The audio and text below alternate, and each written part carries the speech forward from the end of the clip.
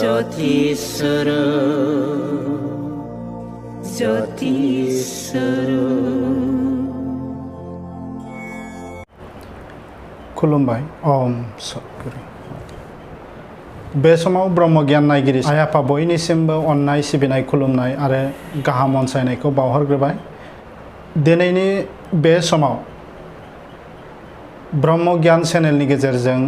जोङो मोनसे गोदान आयदा लानानै फैदों। बेनो जाहैबाय गुरुदेव कालीचरण ब्रह्मनि जोनोम सानजों लोब्बा लाखिनानै बिथांनि जिथु मावलांनाय अबदान बर' समाजखौ गायसननाय आरो धोरोमखौ बर'नि गेजेराव फोसावनानै मोनसे संस्काराव लाबोनाय गेदेमा बिथां गुरुदेव कालीचरण ब्रह्म बिथांनि जिउ जारिमिननि सायाव जोङो दान्दिसे सम सावरायनो थाखाय आखायाव लादों। बे समाव जोंनि गेजेराव मोनफैनो हादों मानिजाथाव दुलाराय ब्रह्म धोरोम लाइमोन आफादनि बोसोनगिरि बिथां कामाख्या ब्रह्म। गिबियावनो बिथांनिसिम ब्रह्म गियान चेनेलनि जानानै खुलुमनायखौ जासिग्रोबाय। खुलुमबाय आबा। खुलुमबाय। दा बे समाव जोङो मोनसे सावरायनाय हाबाफारियाव 764थि गुरुदेव कालीचरण ब्रह्मनि जिथु जोनोम सान फालिनाय जागोन। बिथांनि बे गोलाव सम बर' हारिखौ जातिखौ फोसाबनायनि थाखाय जिथु हाबा मावबोनाय दुलाराय बर' माहारिया बेनि सायाव दिनै मोनसे गोसोखांनायनि सम। जिहेतु बै समाव जोबस्रांनो लानाय बर' हारिखौ बिथाङा फिन गोदानै गायसननानै गालांदों। जाय गायसननाय बिथायाव थानानै दिनै बर'आ राजखान्थि फारफ्रोमबो बिथिङाव दिनै जौगानायखौ जोङो मोननो हाबाय। दा बेनि बेलायाव आं गिबि सोंलु हिसाबै नों आफानियाव सोंलु दैखांनो सानदों। बेनो जाहैबाय थांनाय 100 बोसोर आगोलाव गुरुदेव कालीचरण ब्रह्मआ 1905 मायथाइयाव ब्रह्म धोरोमखौ आजावनानै 1906 मायथाइयाव बे धोरोमखौ बर'फोरनि गेजेराव फोसावजेननाय खामानिखौ मावफैदोंमोन। नोंथाङा एसे फोरमायगोन नामा? गिबियाव खुलुमबाय। मानगोनां ब्रह्म गियान चेनेलनि दैदेनगिरि जोंहा जोंब्लाव ब्रह्म बाबा, जोबोद गोसोआव नांनाय सोंलु। दा बेवहाय आं फारि फारि फिनलांनो सानदों। सेथियावनो 764थि गुरुदेव कालीचरण आफानि जोनोम सानखौ जोङो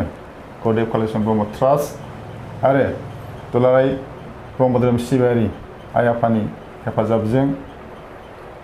कमिउनिटि सेन्टार पुलिस कल'नि हासखास निउ दिल्लीयाव जों खुंनो लादों। बे हाबाफारियाव जोंनिनो मानगोनां गेदेमा ब्रह्म धोरोम दैदेनगिरि प्रसाद संसदनि सचिबजों लोगोसे जोंनि जाखांफुनाय डायनामिक इयुथ लिडार होनोब्ला डक्टर अजित बर' बिथांखौ जों रायखांनांगोन। बिथांनि नाजानाय आरो जों साफ्रोमनिबो गोथार अनसायनायजों दिनै जोङो BTRनि अनसुंथाइ लानानै गोदान दिल्लीयाव 4थि खेब गुरुदेव कालीचरण ब्रह्म गेजेरजों जाय गोथार गोसो लानानै हारि अनसायदों, थुनलाइ सोरजिदों, बिथांमोनखौ बिथा खालामनानै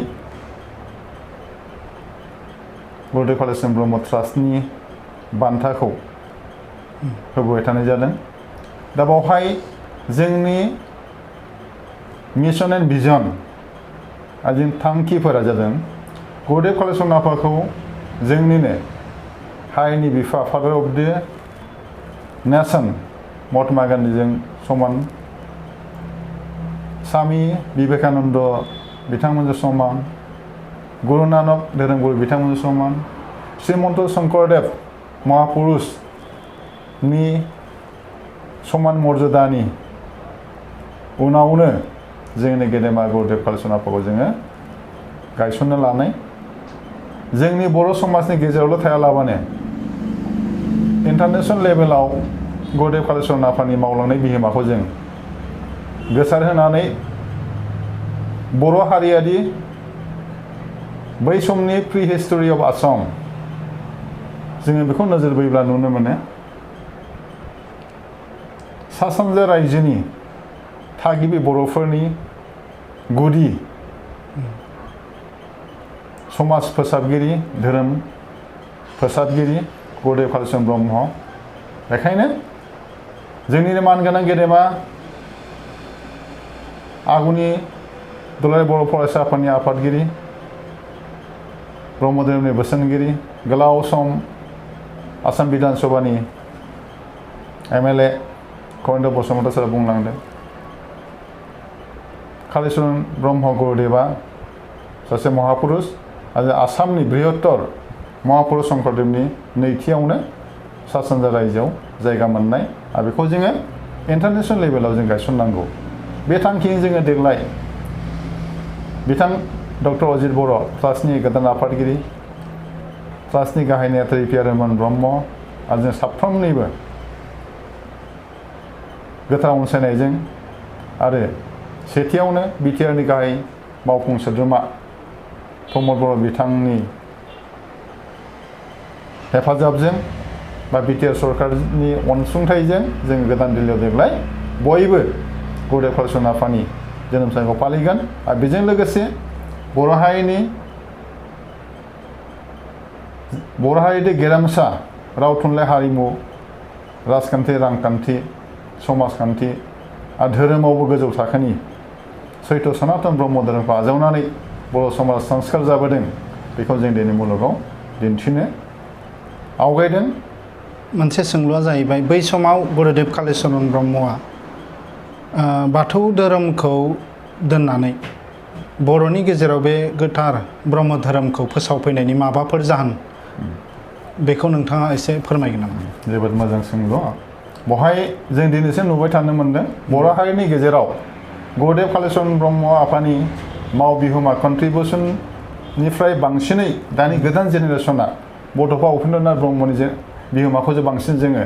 रायज्लायनाय नुयो आरो बेखौ फकासआव खालामनो लानाय दुलाराय बर' फरायसा आफादनि दैदेननायखौ जों नुनो मोनदों नाथाय गुदियावनो जों एसे गोथौयै जों थाङोब्ला बै समाव बर' हारिया जेराव सोलोंथाइनि जेबो राहाखान्थि बा फरायसालि गैजायामोन बै बिथिङावनो गुरुदेव कालीचरण आफाया जेराव सासे गेदेर न'खरनि एबा सदागरनि फिसाला होनब्लाबो जों बारा बुंनाय जाया आलो गोजोन न'खराव जेनेबा आंखाल गैयै न'खराव उजिदोंब्लाबो हारिनि थाखाय गाबखांनाय साननाय बर' हारिनि मोनसे समाव राजा फोलेरनिमोन सा सानजा भारतनि नर्थ इस्टार्न रिजनखौनो दैदेननाय रायजो खुंनाय बर' बै समनि जोंनि बर'नि राजा फोलेर जायखौ जों जारिमिनफोरबो रोखा मोनथियो बेनिफ्राय लाबोनानै जोंनि धोरोमा गोदो मामोन जों बेखौ थारै मोनथिनो हायाब्लाबो डक्टर सुनीति कुमार चेटार्जीनि बिथाङा बै समनि कलकाता इउनिभार्सिटिनि सासे रिसार्च स्कलार बिथाङा गावनि केराता जनकृति बिजाबाव लिरलांदों बर' हारिया बै समनि आसाम जारिमिना मोनस'हायै समनिनो सिगांनिफ्राय कामरुपखौ सालायबोदोंमोन आरो बेनिफ्राय लानानै बै समाव बर' हारिया एबा किरात फोलेरनि जों भगदत्तनि राजानिफ्राय जों फैनानै जोबथानाय कृष्ण चन्द्र एबा राजा इरागदावसिम जों जारिमिनखौ नायहरोब्ला बै समाव सेथियाव जों नुनो मोनदों केराता जनकृतिनि बुंथिनाय बा फोरमायनाय बादियै बर'फोरा बा बै समाव किराती बर'फोरा एनिमिस्ट एबा बलि प्रथा होनानै सिबिबोदोंमोन बे खान्थि आरो बेनिफ्राय फैयै फैयै जों नुनो मोनो जोबथारनाय 1832आव जेब्ला राजा इरागदाव एबा गबिन्द चन्द्रआ एसासिनेट जायो बा बुथार जायो बेनिफ्राय लानानै एसे सिगाङाव जोङो बेवहाय हिन्दु धोरोमाव माइग्रेसन जानायखौ जों नुनो मोनदों दा बेनि गेजेराव जों नुनो मोनबाय दिनै फैयै फैयै बर' हारिनि गेजेराव मोनसे शृंखला गैयै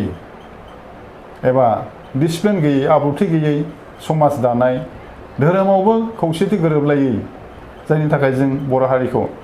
आनटाचेबिलिटि माने जोंखौ दांब्लानो बाद'आ जायो गुबुन हारिफ्रा आरो बिदिनो जोंखौ जोबोद नासयबोनाय बयनिबो आफाखियाव दोननो नाजानाय गुबुन हारिफोरनि फावजों जों नाख्रेबजादों बर' हारिया आरो खिराता जनकृति बिजाबखौ फरायब्ला नुनो मोनो दिनैफ्राय बेसेबांबा 2000 बोसोर सिगां होनना बुंदों गार'फ्रा जोंनिफ्राय गावलांदों आरो 10,000 बोसोर सिगां दिमासाफ्रा जोंनि बर'निफ्राय गावलांदों होननानै फोरमायनाय दङ। दा बेवहाय थाङै थाङै जों दिनै गुदि धोरोमा मा होनना बुङोब्ला जों बेखौसो बुंनांगोन जेराव जों बलि प्रथा होनानै इसोरनि सोरजिनायखौनो इसोरनो दान होनानै जों गोजोन हास्थायनायाथ' बे जोबोद बेरेखाखा जों बेखौ मोनदांखादों। थेवबो बर' हारिया बिजोंनो दैदेनजाबोदोंमोनब्लाबो गेजेर ससेयाव गुरुदेब कालिचरन आफाया मोनदां हाबाय जोंनि बर' समाजा जोबनाय लामायावसै गावनि लाजिनायखौ फांथेनो बर' एबा जोङो म्लेस हारिनिफ्राय बारग'नो जुनै सोरबा सर'निया जालांदों सोरबा गलकगन्ज जोंनि धुबरी जिल्लानि बेलासिपारानि गलकगन्जआवबो मोननै गामियानो मुस्लिम धोरोम लानानै थाहैदों आरो गोबां रोखोमनि खृष्टान पादरिफोरनि नाजानायजों गोबाङानो खृष्ट धोरोमावबो हाबलांदों जेराव जोंनि बर' हारिनि आगु बाथौ धोरोम सिबियोमोन बै समसिम गुरुदेब कालिचरन आफानि न'खरावबो बाथौ सिजौ गायनानै बिदिनो गोबां देब देबीखौ सिबिनानै सानसे थारला सम हगारनाय जेराव जों रांखान्थि बिथिङाव हाबाफारि बिथिङाव जों समखौनो होनो हायै जाबोनायाव फारसे जोंनि बर' हारिया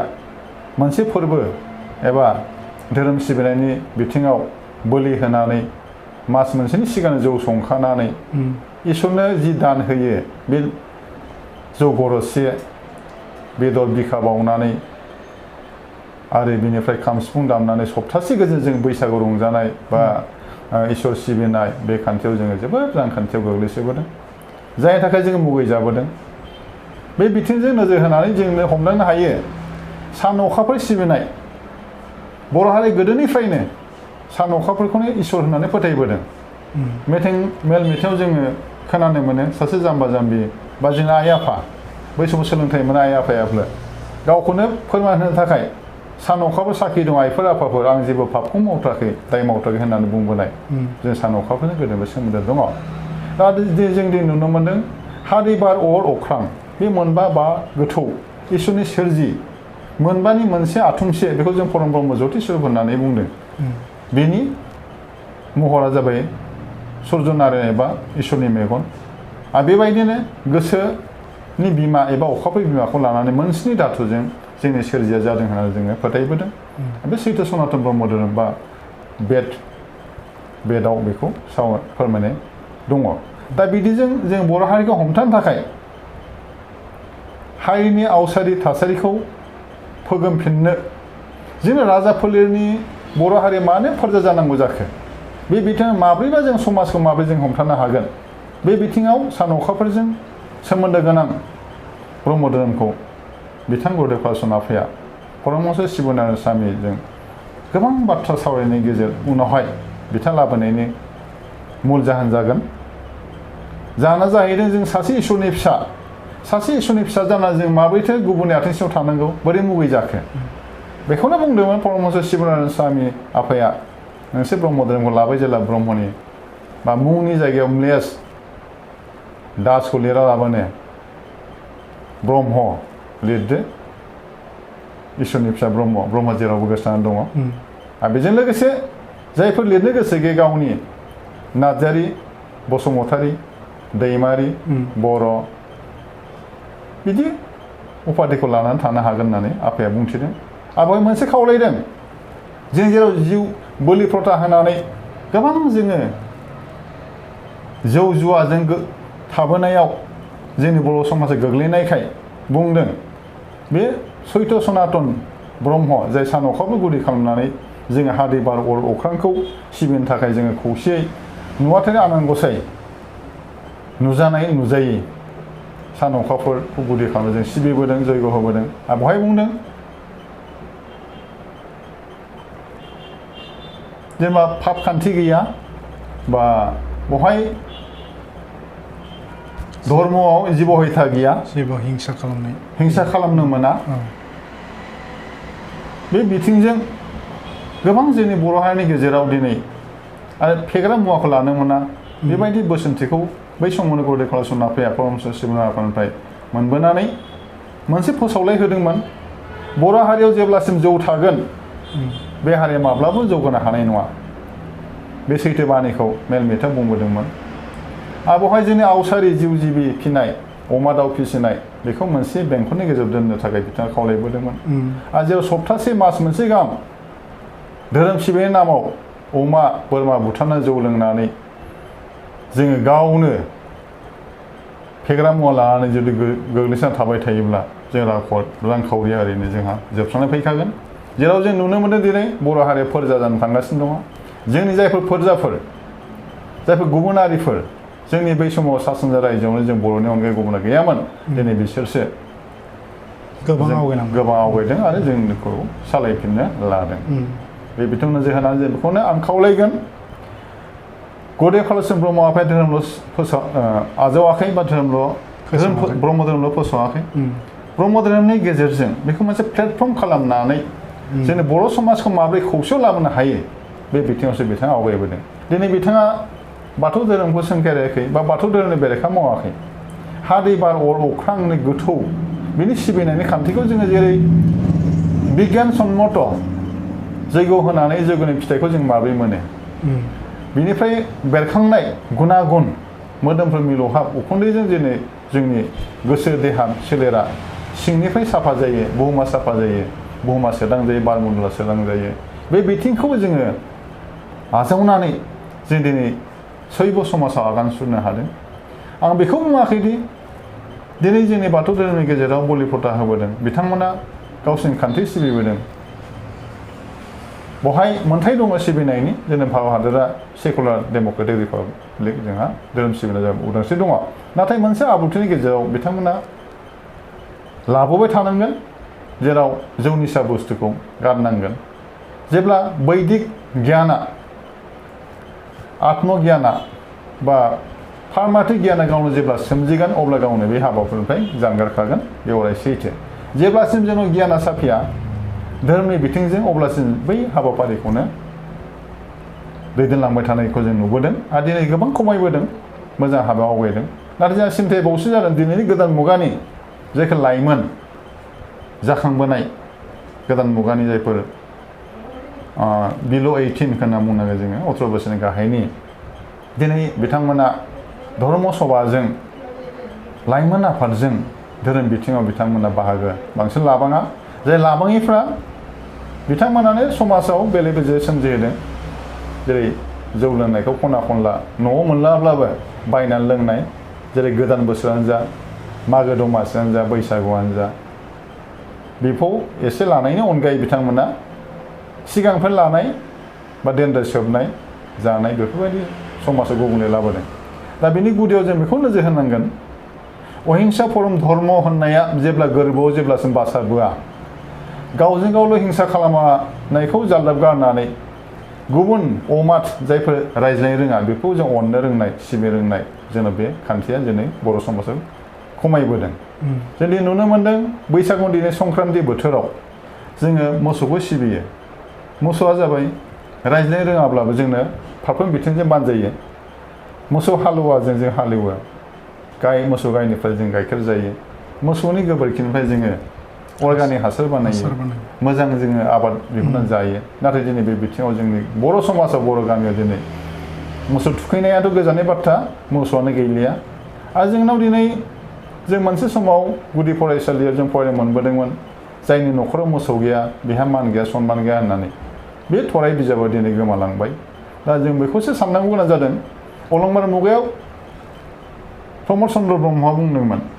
जोंनि बर'नि गुबै बैसागुखौ जों आगुनि बायदि सिबिफिननांगौ फालिफिननांगौ होननानै नाथाय दिनै जोंनि मोदोमानो बैसागु बोथोरावबो रंजानो रोंलिया थैयानो गोदौलिया गोदान गोदानखौसो जोङो बजबदों जोंनि बैसागुनि बिफां सायायाव मिथिंगाजों गोरोबनानै गोदान जोंनि दानाय लुनाय गाननानै बे जोंनि समायना आगर बर'नि आगरखौ एरनानै गाननानै जों रंजानाय गिदिरखौ सिबिनाय गिदिराव उन्दैनो अननाय मान होनाय बे खान्थिया जोंनाव दंब्लाबो नाथाय जों बेखौ आबुङै गामि गफायाव जों खुंनो हायाखै जों दिनै नुनो मोन्दों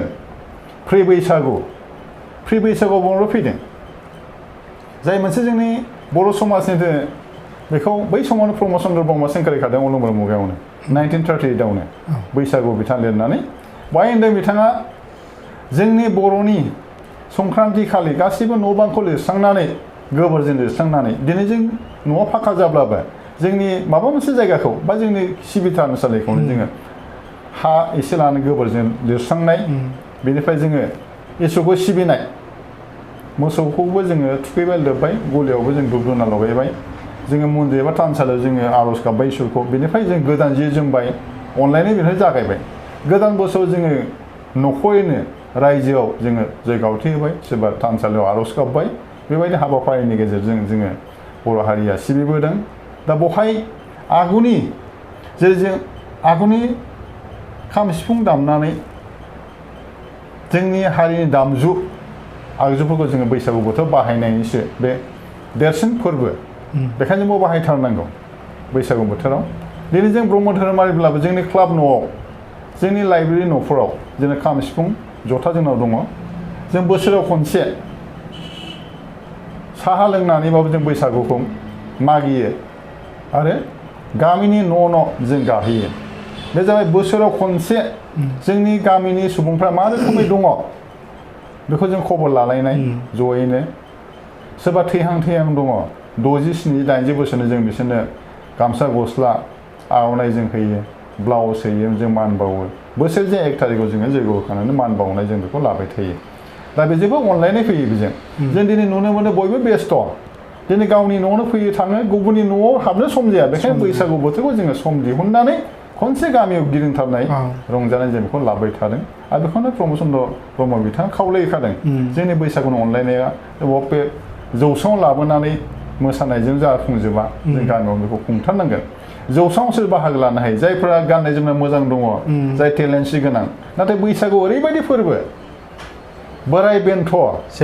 लेंग्रा खाना खुरजा नङा होमबा गासिबो रंजायो गावनि गोसोआनो बेरखांखायो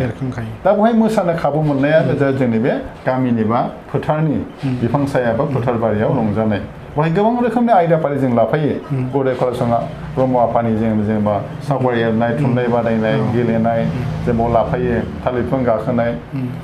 गोबां रोखोमनि थुनलाइ बादायनाय जों लाफायो बेजों लोगोसे जोङो अनलायो बैसागु फालियो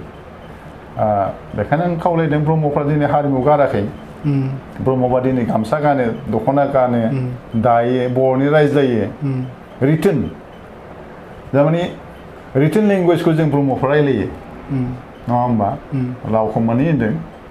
स्पकेन एन्ड रिटोन जों रिटोनखौ स्टेन्डार्ड रावखौ रायलायो जोङो मोनसे खोथाखौ बुंसै माखासेफ्रा बुंनो सानो जेनेबा बाङालि धोरोम नाजावनानै बर'निफ्राय डाइभार्ट जालांबाय बिथांमोना होननानै बेबायदि बुंनो नागिरो ब्रह्मफोरखौ दा बेनि बेलायाव मा बुंगोन जोबोद साबायखर दा जोंनि बर'फ्रा बेसेबांबा आसामा जारिमिन सुजुनायनि सिगांनिफ्रायनो बै समनि जारिमिन मोनदांस'हायै समनिफ्राय जोङो किराति जनकृति महरै जों दंबोदों जों सान अखाबो खुलुमबोदों मा सान अखाबो बाङालि धोरोमनि नामा सान अखाबो सोरबा बाङालिसो नामा बियो हा दै बार अर अख्राङा बर'आथ' बे मोनबा तत्त्वखौ सिबिखायो हा दै बार अर अख्रां सान अखाफोरखौ बर'आ फोथायखायो दा बेखौ गोरोबनाय मोननानैसो गुरुदेबआ बे बुस्थुखौ बर'नि गेजेराव लाबोदों नङा होमबा गोरोबनायखायसो लाबोदों दा बेखौ जों एसे गोथौ थांबानो नुनो मोनो दा धर्मआ माखौ होनो नङा होमबा बर'फोर धर्मजों मा सोमोन्दो दंमोन जिब नुबानो बुथारबाय एन्जर इंगिनि नुबानो जावबाय जाबाय धर्मआ बहा थायो नङा होमबा बे मोनसे मुखुब बोथोरावबो जों बिदि जुदि सम थांहैयोब्ला संक्रान्तियाव नेवलाय होनानै दाउ गावनानै बोथोर थांबावोब्ला नङा होमबा धर्म बहा फैगोन दा जिब हयथा मुवाफा मोनदों नङा होमबा अहिंसा परम धर्म होनदों दा जोंनि ब्रह्म धोरोमा सान अखाफोर खुलुमनाय सोर बाङालि धोरोम नङा बै सोर बाङालिफ्रा उनावसो फैदों बेसेबांबा उनावसो फैदों बाङालिफ्रा नङा होमबा बाङालिफोरजों बा बाङालिफोरनि धोरोमा मा जों बुंनो गोनां गैया माने धर्मआ मोनसे न'खराव बेंखन नङा ब्रह्मआ जेबो साग्लोबसा जेरावबो ब्रह्मनि ओंथिया साग्लोबसारखा जे सासे इसोरनि फिसा सासे सोरांनिनो फिसा सान अफ दि सन नङा होमबा सन अफ दि सान जे साननिनो फिसा जोङो सोर बाङालिनि नङा बे नङा जे बाथ्राया जाहैदों हा दै बार अख्रां बे मोनबा तत्त्वजों लोगोसे बे मोदोम हाया जाबाय जोंनि मोदोम नङा होमबा दैया जाबाय जोंनि थै बारा जाबाय जोंनि हां खर'आ जोंनि मास्टार ओमफ्राय जोंनि मा होनदों देहा मोदोमा देहा जाबाय अख्रां ओमफ्राय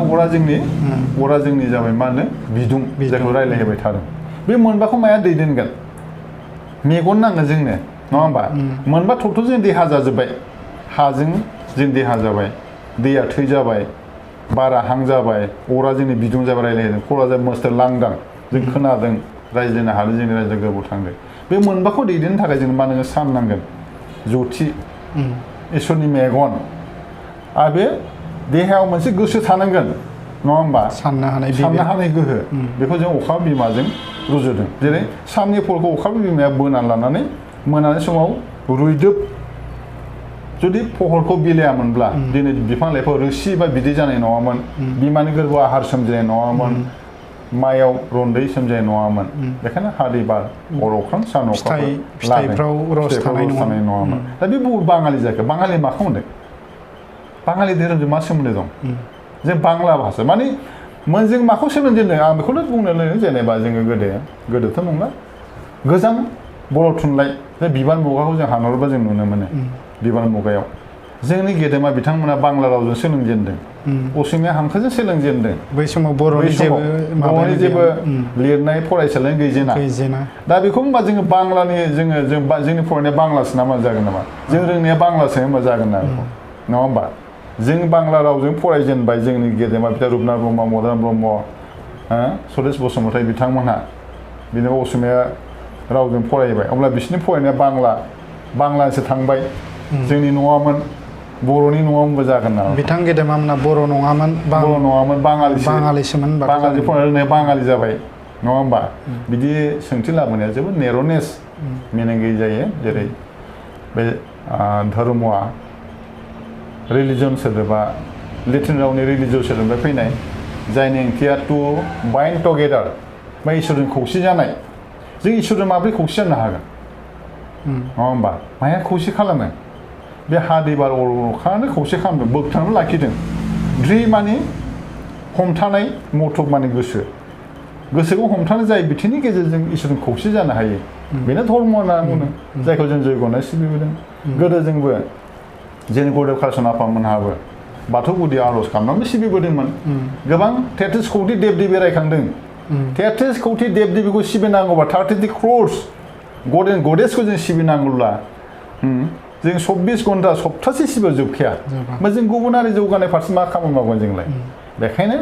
गोरलै आदबजों जायनाव इसोरनि सर्बस्व गिदिरथार महाजयग जानो हायो हम जयग बेनो इसोरखौ सिबिनायनि गोरलैसिन आदब आरो इसोरखौ खाथिसिनाव मोननाय राहा बेखायनो जयग खान्थिखौ लादों बर'नि आगुनि राजाफ्राबो जयग होयोमोन जयग होदों जयग खान्थिखौ लाबोदों बेथ' बाङालि धोरोम जादों बाङालि धोरोम होननानै बोरै जाखो नङा होमबा बाथौ मानि मा हा दै बार अर अख्रांखौ लानानै बागोथौ सान्थौ दा बे जिउ आत्मानि बिगोमा सिउ होनना बुङो बेखौनो जोंनि आर्य अनार्य बयबो सिबियो ब्रह्मआथ' साग्लोबसा बुहुम इउनिभार्सेल बियो सोरबा न'खर बेंखन नङा बे धोरोमा सोरबा बाङालि बर'नि थाया जोंनि सिनायथिया जाबाय जोंनि गाननाय जोमनाय राव जोंनि गुदियानो जों बर'सो जों बर' बेनिफ्राय धोरोमनि थाखाय बर' नङा धोरोम थाखाय बर'नि थाखाय धोरोम बर'नि थाखाय धोरोम आरो बर' हारिखौ संस्कार लाबोनो थाखाय बे धोरोमखौ लायामोनब्ला बै समाव आरो बर'फ्रा जोबस्रांबावगौमोन आरो दिनै सिनस्रि बायनाय हारि जागौमोन आरो गोबां दं जेनेबा बेबायदिनो जोंनि बर'नि लिरनाय 1912 मायथाइयावनो ब्रह्म बिजों बा ब्रह्म बिमुंखौ जों बिनानै लाबाय एजे आर्न सानाव आर्केडे आर्न बै समनि चिफ कमिसनारनो जों एप्लिकेसन होनानै एजिलायनायखौ जों एप्रुभ खालामबाय आरो बेजों लोगोसे एमबि स्कुल जों मोनबाय 1913आवनो कारपेन्ट्रि मोनबाय उइभिं सेन्टार जों मोनजेनबाय बै समाव फरायसालियानो गैयामोन गुरुदेब कालिचरन ब्रह्म नाजानायजोंनो आरो बेखायनो जोंनि प्रफेसर मन'रन्जन लाहारी बिथाङा बेखौनो बुंथिदों गावनि बर' थुनलाइ जारिमिननि 19 पेजआव होदों बिथाङा बै समाव गुरुदेब कालिचरन ब्रह्म जोनोम मोनामोनब्ला बर' हारिया दिनै बे जांख्ला जिउ फैदों आरो जोङो बिथांमोन उनजाबावगौमोन बेखायनो गुरुदेब कालिचरना धोरोम बिथिंनि गेजेरजों समाज फोसाबनायनि गेजेरजों दिनै बर' हारिया जोङो जौगाखांनो हादों बेखायनो बिथाङा सासे इनकार्नेट होनना बुंदों इनकार्नेट माने अबतारि सुबुं होननानै बिथाङा रायखांलांदों। बेनिफ्राय 1915 मायथाइयाव जेब्ला बै समाव आनडिभाइडेड गवालपारा डिस्ट्रिक्टनि हाब्राघाटआव गुरुदेव कालीचरण आफानि बोसोनजोंनो मोनसे सन्मेलन जादों। हाब्राघाट सन्मेलन। हाब्राघाट सन्मेलनावनो मोनसे फिसा बै बानजाय आफादा बिजाब दिहुनदों। बे जाबाय बर'नि फिसा अवाइन 1915 आव। बे जाबाय गुरुदेव कालीचरण आफानि बोसोनजों बै हाब्राघाट सन्मेलनाव बानजाय आफा दिहुननाय बर'नि फिसा अवाइन। माने हारिखौ दैदेन मोनसे फिसाबो आयेन नांगौ जोंनो। आयेन बाय ल'। बेखौ हामा, बेखौ दांबा साजा मोनो, समाजा बिदिनो जाया, बे मोनसे आयेन। बेनिफ्राय फैनानै बिथाङा 1917 मायथाइयावनो बांला मिडियामखौ दोनथ'होनानै असमिया मिडियामखौ थिबखायनो बै समनि 1935 बै समनि थिबखाय स्कुलाव बिथाङा बांला मिडियामखौ सोरजिनो होदों 1917 मायथाइयाव 1917 आव। आरो बेबायदि 1917 आवनो असम साहित्य सभानि जोनोमाबो जादों। दा बे जों नुहुरनो हायबावो 1919 मायथाइयाव बिथाङा बै समाव दानि क'क्राझार गभर्नमेन्ट कलेजआ बै समनि एमबि स्कुलमोन, क'क्राझार एमबि स्कुल। बेहाय आसामाव थानाय गेदेमा बिथां आसि बिजौ साननो हानाय कलेजाव फरायनाय बर' सेंग्राफोरखौ छात्रफोरखौ लाबोनानै बर' छात्र सन्मेलन दादों। नैथि हरनि हारिमु बिलिफाङाव सतिश चन्द्र बसुमतारिया गावनि वान प्ले खिन्थिगासे भावथिना नाला भग दिन्थिदों। आरो बेवहाय गावनो फाव लादों, रोन्दासे फाग्लिमै गावनो फाव लादों। बे मोनसे जाजेननाय। आरो 1919आवनो मोनसे थांखि आजावदों बर' छात्र सन्मेलना। जोङो बर' हारि उन्दुसोना थानायखौ फोजाखांनो थाखाय लाइसि बा मेगाजिन जोङो दिहुनथारनांगोन। आरो बै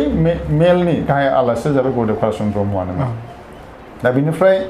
आखाइजों लिरनाय मेनुस्क्रिप्ट फर्मआ 1920 मायथाइयावनो जागायदों। आरो 1922 मायथाइयाव editor in chief Satish Chandra Basumatary बिथांनि नाजानायजों बिबान लाइसिया सेबखांजादों। बेनि उनाव 1925 मायथाइयाव जेन्थ'खाया फैदों सुर्य कुमार ब्रह्मनि सुजुनायाव। बावबो मोनसे कन्भिक्सन दं।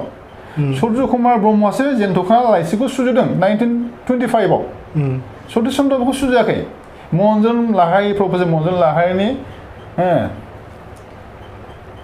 बर' थुनलाइ जारिमिनाव बे बिजाबाव दङ, सैथो दं। नाथाय जों दिनै बेखौबो उल्थां फाल्थां खालामदों। सुर्य कुमार ब्रह्मआसो बेखौ सिबि एडिटरियेलआ जाबाय माबानि जेन्थ'खानिया सुर्य कुमार ब्रह्म 1925 आव। 1926 आव जों नुनो मोनबाय बर'नि गुदि सिबसार आर'जखौ बिथाङा दिहुनदों परमेश्वर मदन ब्रह्मआ। बुंनो थाङोब्ला रावनि, थुनलाइनि, धोरोमनि,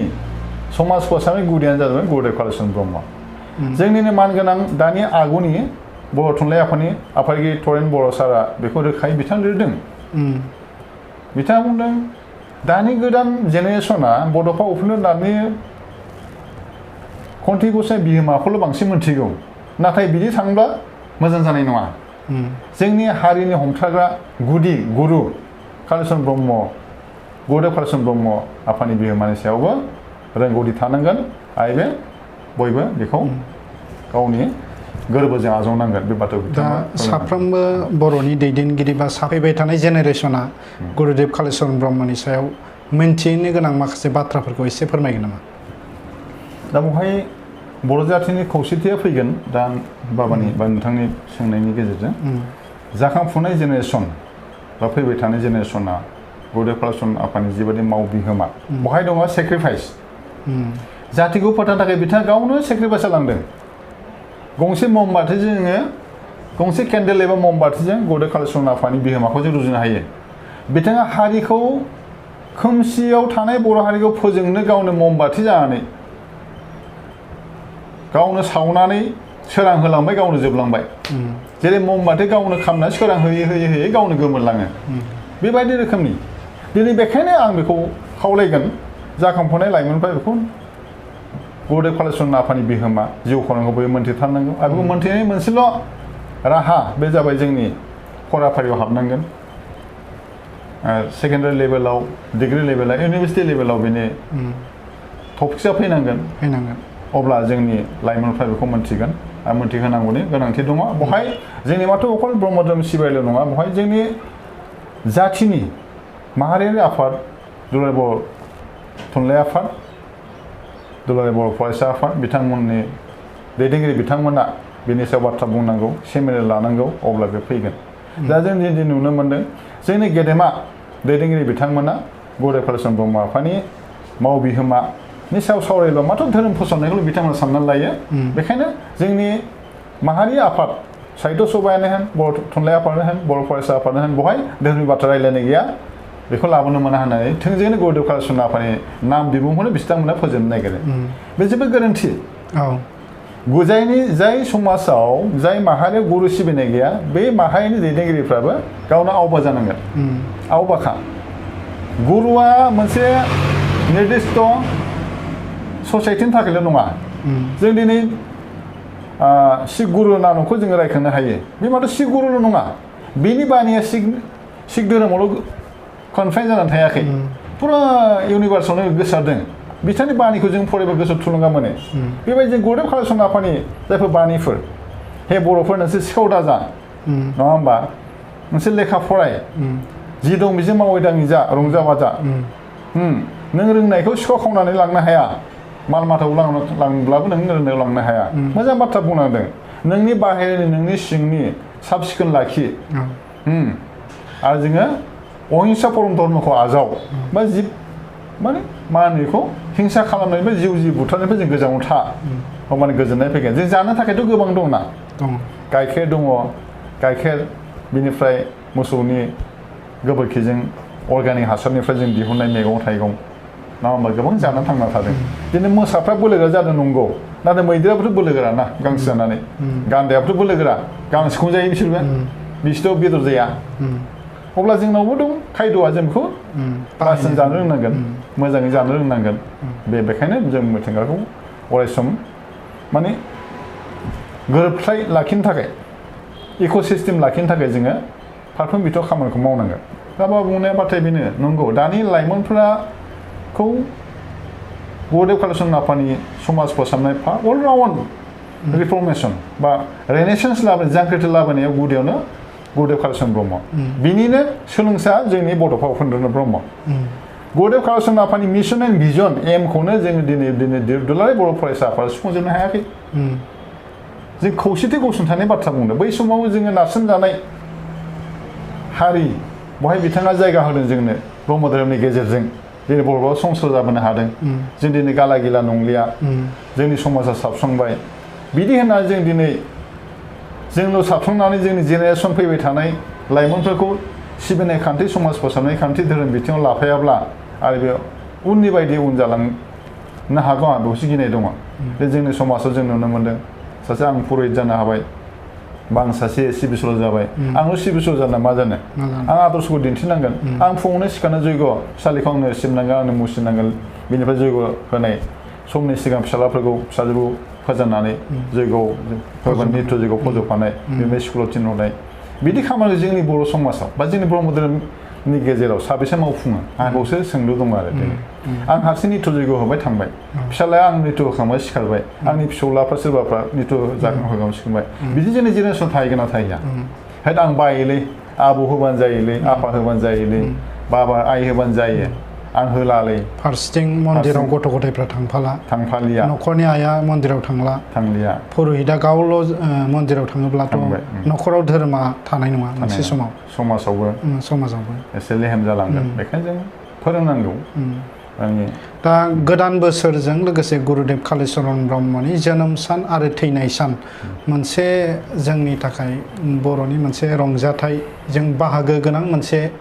आयदा बे बैसागुआ मोनसे रंजानायनि बाहागो बैसागु रंजानायजों लोगोसे गुरुदेवनि जोनोम सान बे बर' गामियाव जों बेखौ माबायदि फालिनाया मोजां बेथ' जोबोद खाफाल गोनां होननांगोन जोङो जेराव सासे महापुरुषा 10 दान एबा मासाव जोनोम जायो बे दानाव जाय थैफिनो बे महापुरुष होनना बुंदों दा गुरुदेव कालिचरन आफा थारैनो महापुरुष जोंनिया बैसागआव जोनोम मोन्दों बैसाग फार्स्टआव बैसागनि 25आव थैफिननो आफाया दा बेवहाय बोथोरनि देरसिनथार रंजाथाइ फोरबो जायखौ ग्रेटेस्ट सेसनेल फेस्टिभेल एमंस्ट दा बड' एसोसिएशननि आसाम होनना बुंदों नालाय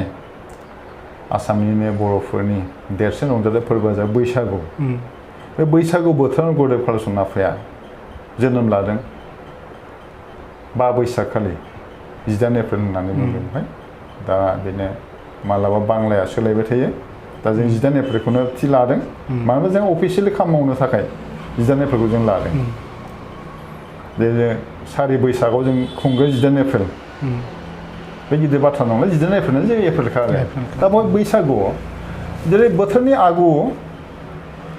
बैसागु जाय बोथोरनि आगु बे समाव जोङो फैबाय थानाय समफोरा बोसोरसेया मारै जों बारग'हरगोन बेखायनो बैसागनि 1 थारिखआव जोङो नांलाय खमलाय जानो मोना बेनि गुबै जाहोना बेखौ हमथानो थाखाय जों मा खालामदों फुङावनो सिखारनानै गावनि खुलुमसालि ब्रह्म जयग'लयखौ जोङो साफा खालामबाय बा सोरबा बाथौ थानसालिखौ साफा खालामनानै बावनो जयैनो आर'ज गाबबाय बेनिफ्राय जोङो जयैनो फुंनि समावनो 8टा 9टायाव जोङो गामिनि थानसालि एबा जयग' ब्रह्म जयग' मन्दिराव जों ज' थांनानै बाव जों बाहागो लाबावो बहायनो जोङो जयै गामिनि बयबो आइ आफा ओंखारनानै मान बावनाय हाबाफारि जायो जयग' जोबनानै गुरुदेव कालिचरन आफाखौ मान बावखांनानै आरो बेनि सिगां न'आव जाग्रोयो जेब्ला बिमा बिफा बा गावनि फिसा फिसौ बा फिसाला फिसाजो बिमा बिफाखौ बिबै बिबौखौ खुलुमनाय मान होनाया मन्दिराव जायो आरो दा मन्दिराव हाबाब्ला खुलुमलाजियो आरो मन्दिराव हाबनायाव खायसे फुङाव दुगैगोन बेयो नङाबा बे 7टा 8टायाव दुगैब्ला खुलुम हारसिं लाजिसिगोन नालाय ओंखायनो फुं समाव दुगैजोबनानै जयग' जोबखांनानै इसोरखौ खुलुमखांनानै जों मान लालायबाय आंनि आइ आफाखौ खुलुमबाय आंनि फिसाफ्रा आंखौ खुलुमबाय खुलुमनाया जाबाय बावनो बोर होलायनाय जाबाय बे गिदिर थार बेखौ जों बायनानै मोना बे प्रथाया जोंनाव थानांगौ नेमा जोंनाव थानांगौ बे खान्थिखौ जों फालिनांगौ बेखौ प्रमद चन्द्र ब्रह्मआ गावनि बै अलंबार लाइसियाव बैसागु बेखौ लिरलांदों बिथाङा बैसागु मा रोखोम जानांगौ दा जों दिनै नुनो मोनदों बिदि खान्थिया न'आव खुलुमलायनाय जाया बिफाजों फिसालाजों खुलुमलायनो लाजिनाय बिदि थालांबाय थाब्ला बैसागुनि ओंथिया मारै जागोन बेखायनो थानसालियाव न'नि ब्रह्म जयग'लयआव खुलुमलायखांनानै बोर होलायखांनानै जों आरो गामिनि थानसालियाव ज' फैलायनानै देरसिनफोरखौ खुलुमनाय मान बावनाय बे हाबाखौ जों लानांगौ आरो लाबोबाय थादों आरो बे जोबोद मोजां आरो बेजों जोङो मोनसे मेसेज होनो हायो लाइमोनफोरनो रंजालि बैसागुखौ जोङो बोथोरजों गोरोबनानै जों फालियो बे बैसागुनिफ्राय आरो देरसिन रंजालि फोरबो आरो गैलिया बेनो अनलायनाय आरो बेवहाय जोंनाव दङ बैसागु बोथोरनि गेजेराव लाइमोनफोरनि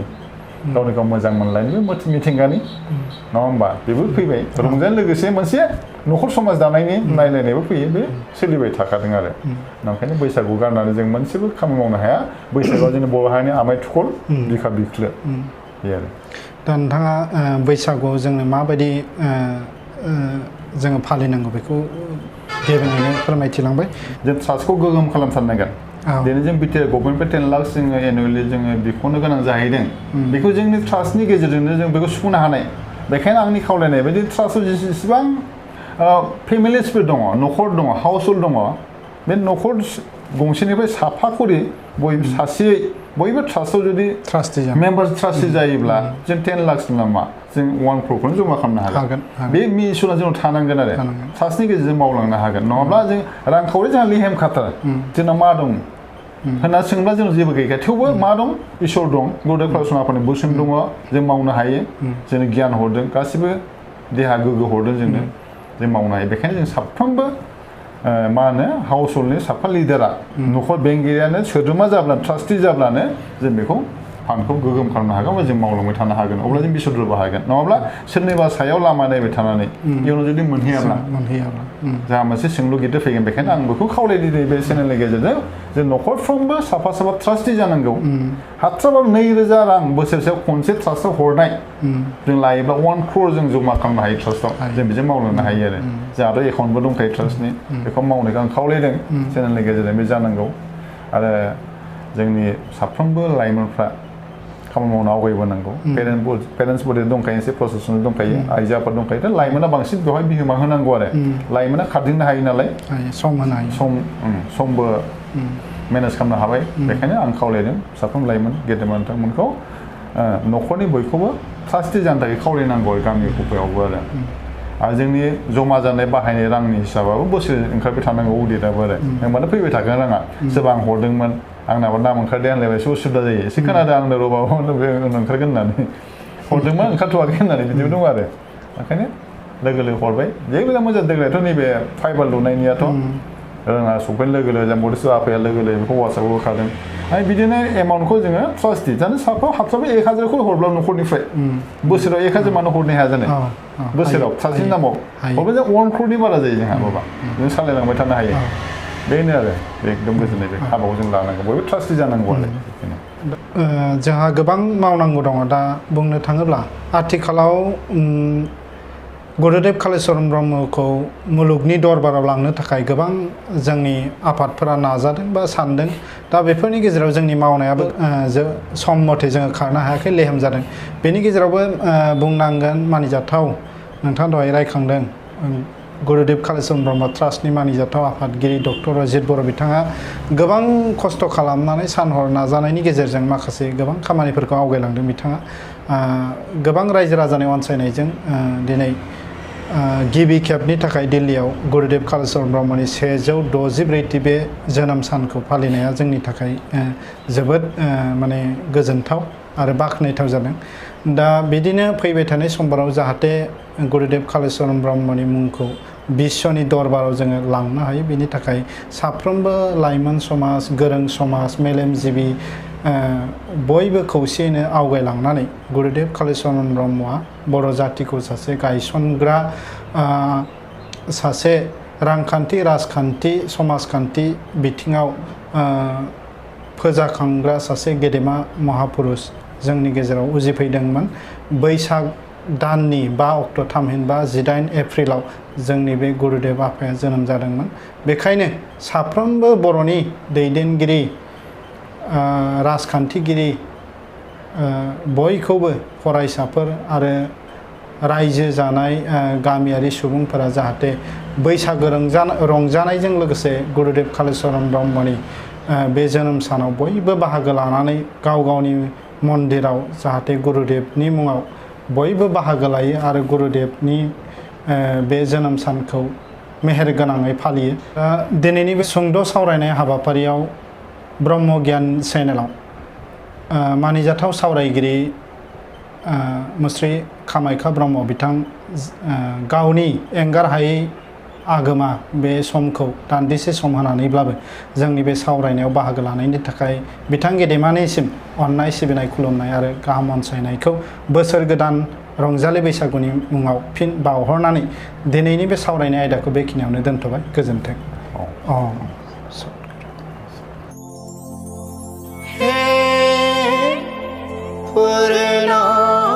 परम ब्रह्म